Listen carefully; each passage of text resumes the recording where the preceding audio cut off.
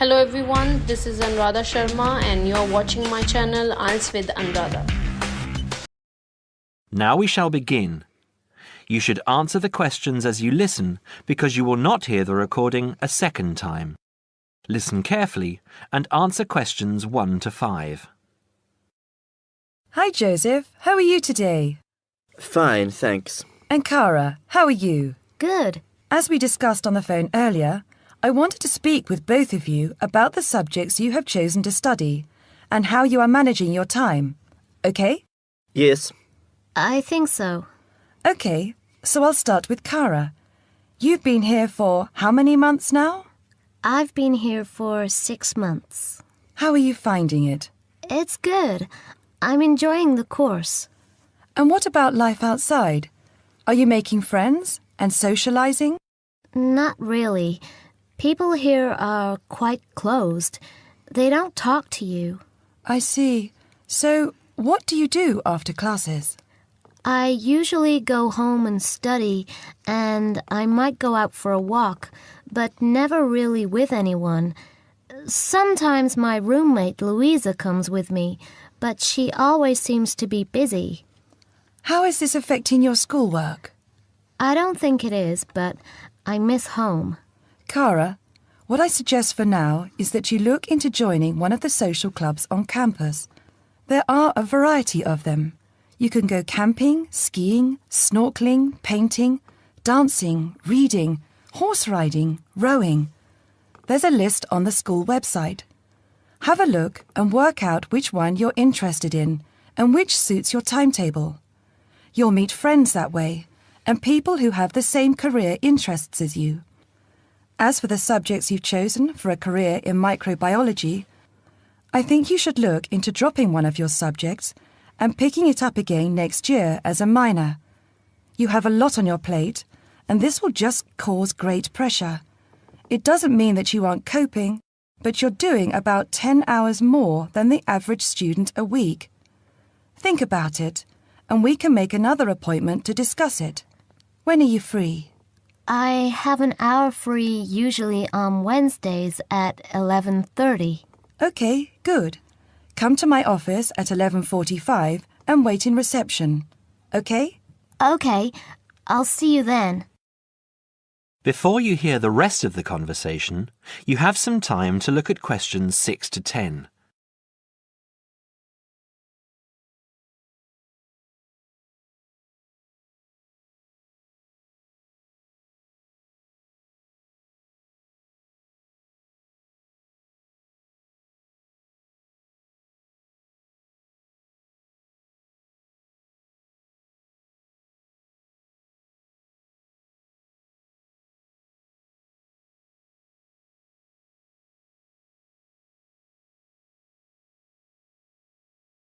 Now listen and answer questions 6 to 10.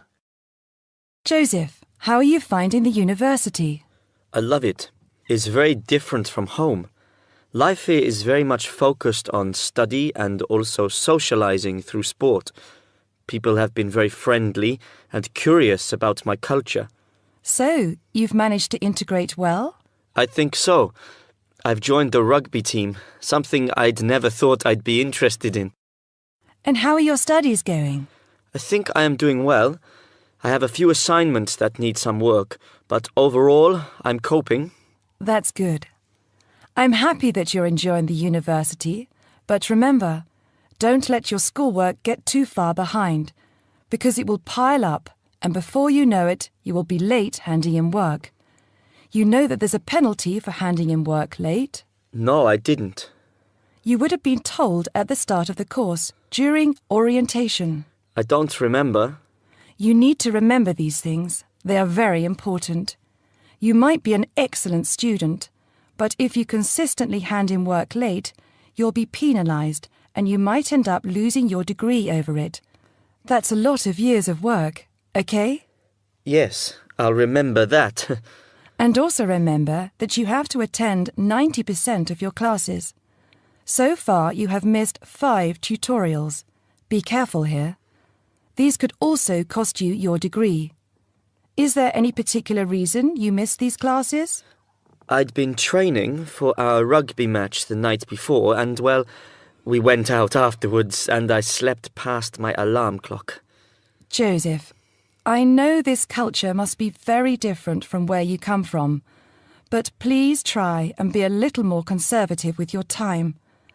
I think maybe you should spend more time on your studies and less time on socialising. The subjects you've chosen are intensive. I want you to spend 3 hours a night studying before you decide to do anything else. I'll make an appointment to see you in a month and we can assess your progress. I'll give you my business card. All my contact details are there. Call me in 3 weeks to organise another meeting. Do you have any questions for me? No, none. OK, I'll see you in a month. That is the end of part 1. You now have half a minute to check your answers.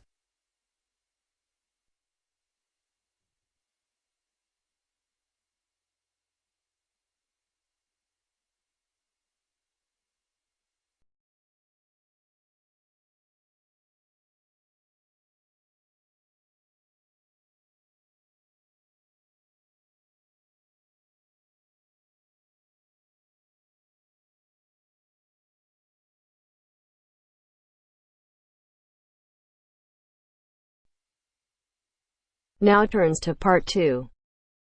Part 2. You will hear a conversation between an IELTS candidate and an IELTS administrator. First, you have some time to look at questions 11 to 15.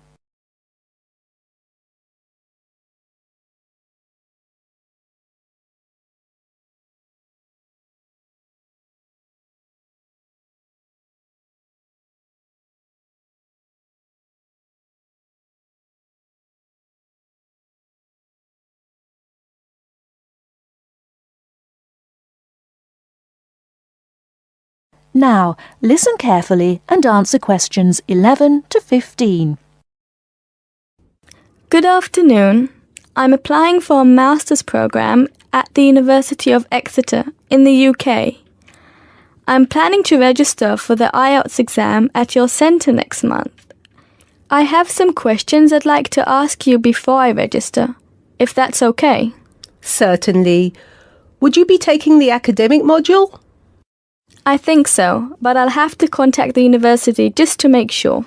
You'll probably need the academic because most universities don't accept the general training. And anyway, the procedures to register for the exam are the same for both the general and the academic modules. Good. My first question is whether I sit all parts of the exam on the same day. I don't live here, you see, and for me it would be more convenient to do all the papers on the same day. Unfortunately, the speaking part is scheduled for Thursdays, and reading, writing and listening tests take place on Saturdays.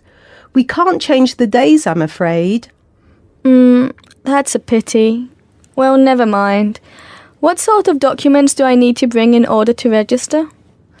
You'll have to fill in the IELTS application form and bring an ID, a copy of your ID, and 2 passport-size photos on a white background. Will any ID do?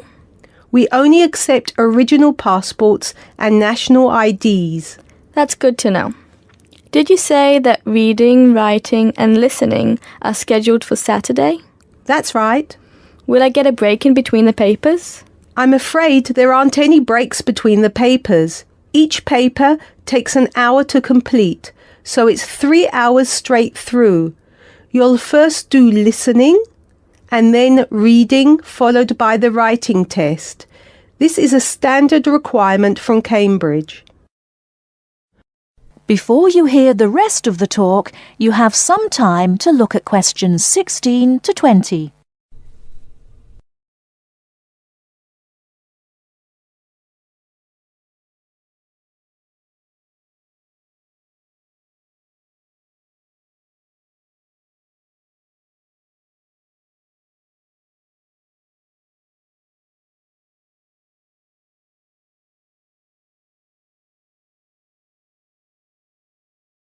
Now listen and answer questions 16 to 20. Okay. And how soon after the test can I pick up my results? It takes 13 calendar days for the results to be processed. Can you let me know how much it is and the form of payment? The examination fee is $200. You can pay by credit or debit card. We also accept checks. We only accept cash as a form of payment in exceptional circumstances. And one last question. Can I mail you the application documents? Certainly. You can send all the documents by registered mail to our address, 47 Clover Place, New Rochelle, New York. Could you spell New Rochelle for me, please? Certainly. Newrochle.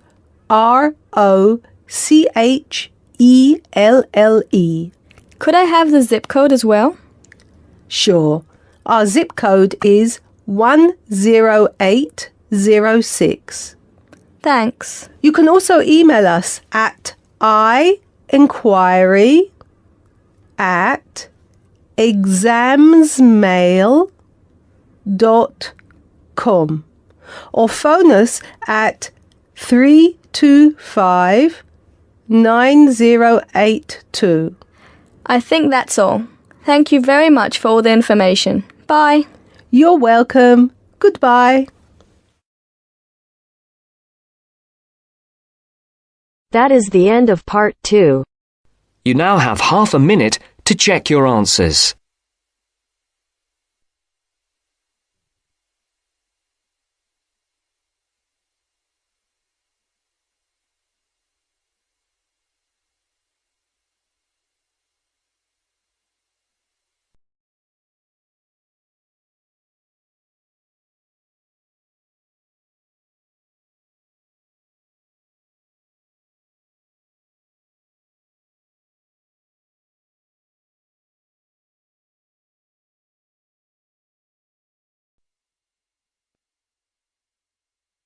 Now turns to part 3. Part 3. You are going to hear a lecture. First, you have some time to look at questions 21 to 25.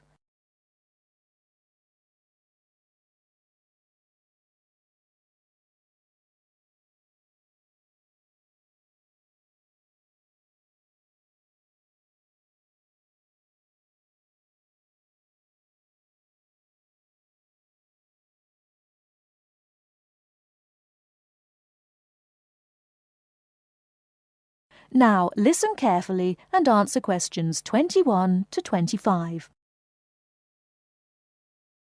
I'd like to introduce Rebecca Bramwell, an artist and illustrator who has come along today to talk to you all about getting your first job or commission as an artist.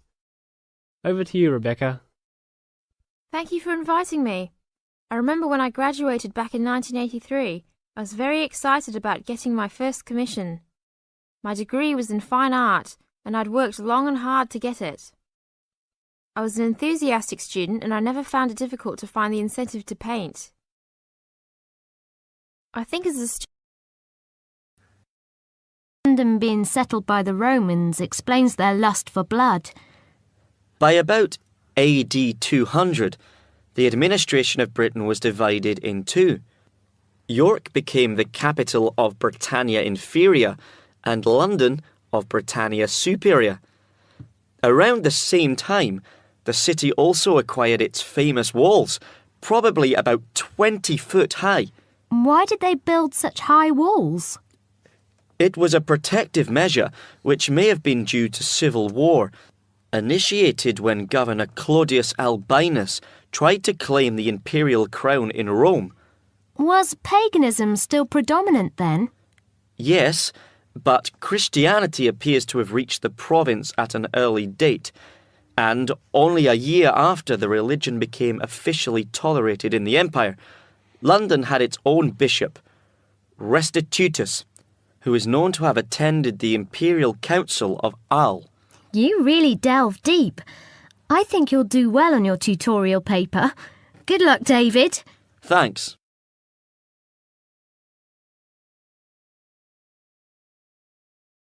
Good morning all. Welcome to our regular lecture on health issues. This series of lectures is organised by the Students' Union and is part of an attempt to help you stay healthy while coping with study and social life at the same time. It's a great pleasure to welcome back Ms. Mary Kirk, who is a professional health advisor and physical education officer. Thank you, Peter, for the introduction. It's a pleasure to be back. Today we're going to discuss the benefits of exercise. University life is hectic and stressful. It also involves a lot of sedentary work, that is, sitting for many hours at a time. What I'd like to focus on is how to approach exercise, not only from the aspect of health benefits, but also as a form of stress relief. I know it's hard to organise your time around studies and socialising, but you can socialise while exercising. If you have an hour free in the morning, afternoon or evening, it would be a good idea to get together with your friends and create a sports team. Before you hear the rest of the talk, you have some time to look at questions 26 to 30.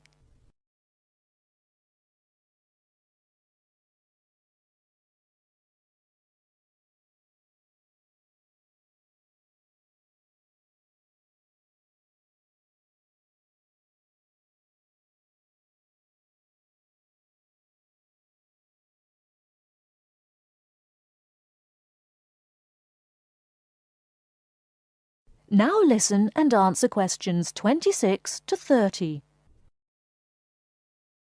The grounds of the university are ample enough to support every student's need to become active. There are also readily available facilities at your disposal, such as a football field, tennis and badminton courts. There's also a swimming centre, and within that building is a gymnasium with a variety of programs such as aerobics and weight training. If the idea of attending one of these facilities seems daunting, then you can walk along the river. Oh, and that reminds me, the university also offers rowing. If there is a sport that you're interested in that's not on offer, you can approach either your student union representative or speak with Sports Administration Manager, Mr. Lawrence Cavendish. Now, I want to talk about why exercise is beneficial, physically and emotionally. The obvious results are physical. You can keep fit by using muscles that ordinarily don't get used in the classroom. The health benefits are astronomical. You'll live longer, be happier, and look good. By building muscle, you strengthen your bones, a definite advantage for women in their later stages of life, as women are prone to osteoporosis. It also strengthens your heart. Yes, don't forget your heart is a muscle, and the more exercise you do and the harder you work, the more blood is pumped from your heart to your brain. Now this brings me to the psychological advantages of exercise. When we are active, endorphins are released into our brain. An endorphin is a chemical that is released when your heart rate is pumping beyond its normal capacity. It's the same as adrenaline. You can actually feel when endorphins kick in. You feel a rush, almost a high. The benefits of this are numerous. Your brain works at peak capacity for a longer period of time. Your awareness is maximised, and the fatigue you usually feel at 4 o'clock in the afternoon will be non-existent. In one word, exercise makes you sharp. Now, I'm not saying that you should overdo exercise, because too much of anything can be dangerous. But if you think about your daily routine, you spend about 6 hours a day in lectures and another 2 or more hours studying. That's a long time to be sitting. And that is a long time for your body not to be moving around. So try and find at least 1 hour a day to get some exercise. If you can't fit in 1 hour a day, try 1 hour every second day or half an hour a day. You will see rewards instantly. You'll feel great and look great. This I can promise you. That is the end of part 3. You now have half a minute to check your answers.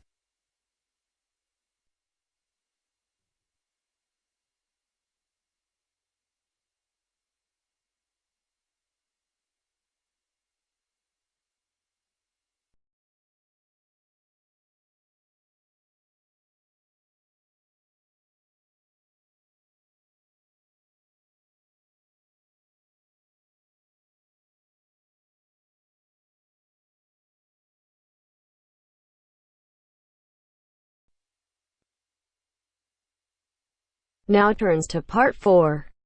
Part 4. I've asked you here just to remind you about this Friday's field trip. First, you have some time to look at questions 31 to 40.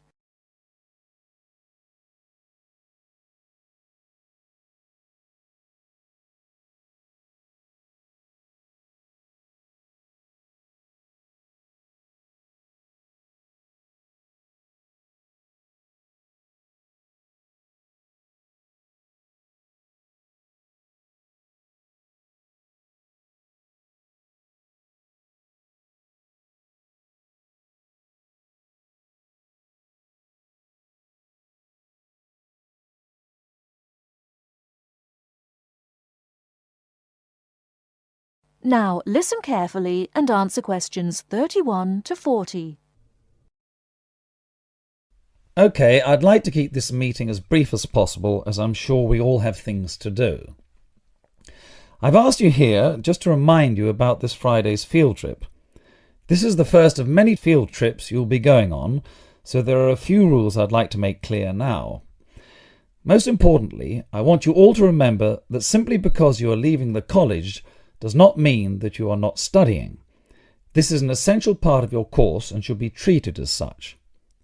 There will be 2 assignments for you to complete whilst you are there, and some extension work you will be expected to do over the weekend, so I suggest you all pay attention on the day. Moving on, remember that we are going to a salt marsh and must dress appropriately. High-heeled shoes and t-shirts are not what I consider appropriate. You need good footwear, preferably boots, and you should bring a waterproof jacket as the weather is unpredictable. It would also be a good idea to bring a change of clothes. There is a chance you will get wet, and a 3-hour return journey in damp clothes is nobody's idea of fun. We will be on the marsh from about 10 o'clock to about 4, so you'll be given a light lunch. However, if you want to bring any snacks with you, then please feel free to do so, although we will be stopping for dinner on the way home. Now, this is the 4th time the college has been to Park Drive Saltmarsh, and so far we have never lost a student.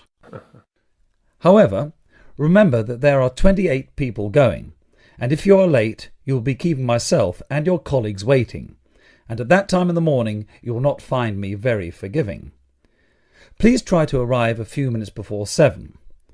If you are not here on the hour, you risk being left behind. For those of you who are being collected in the evening, you can expect to be back here between 8:30 and 9 p.m. But do warn whoever may be coming for you that the traffic is unpredictable and it may well be later. Before you go, I'll hand out your assignment papers and briefly explain what you have to do. Now, on the first page, all you are required to do is identify the flora and fauna on the page and find an example in the salt marsh. As I told you on Monday, you will need a camera for this. I recommend one of those disposable cameras rather than something more valuable, as the marsh can get very dirty. Now on page 2, you'll be looking more at the bird life on the marsh. You should be able to see what you have to do for this assignment, but there will be plenty of time on the way there to ask any other questions. Well, we'll stop there and I'll see you all on Friday morning. Oh, before you go, just a word of caution. The plants are there to be seen and photographed only. Remember that this is a protected site and we will have to get permission for this trip. If there are any problems, we may not be allowed to go again, and you will be spoiling the opportunity for other students. Okay, if you have any questions, come and see me later today or tomorrow. That is the end of Part 4. You now have half a minute to check your answers.